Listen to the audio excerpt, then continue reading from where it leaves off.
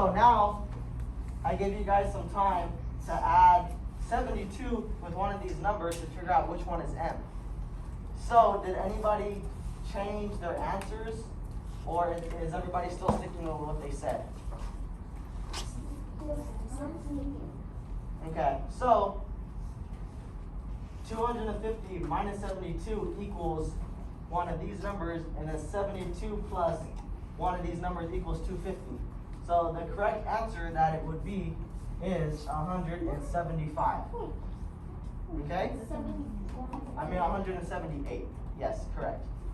So we know that M equals 178. So let's look at some ways that we could have solved this.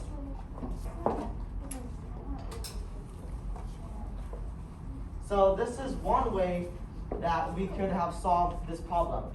You could have made a diagram. So in this diagram, we know that our goal number is 250.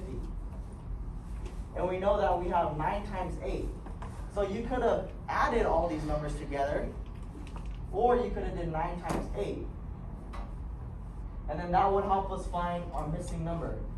So we know that we have 250 right here, and then we have our 9 times 8 right here to help us find M.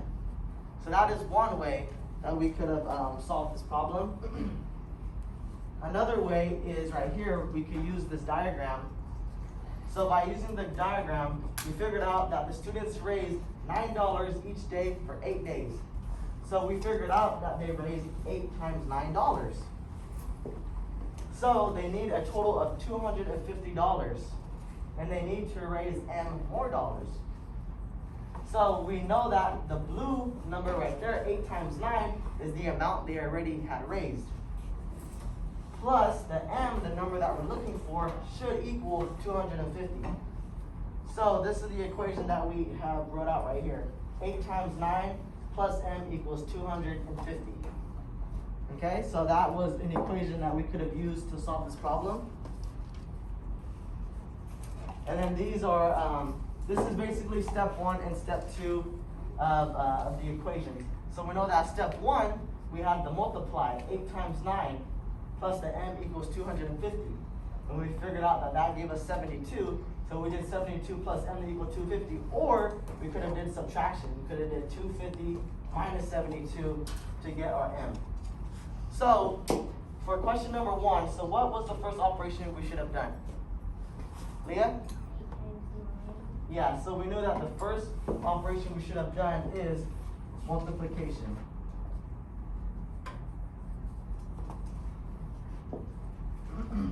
Okay, so this is on page 399. So if you guys want to go to page 399, and we could go over this page together.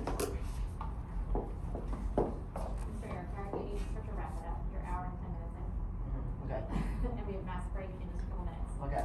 Yeah, so we knew that the first step was multiplication, and then our second step we knew was to subtract.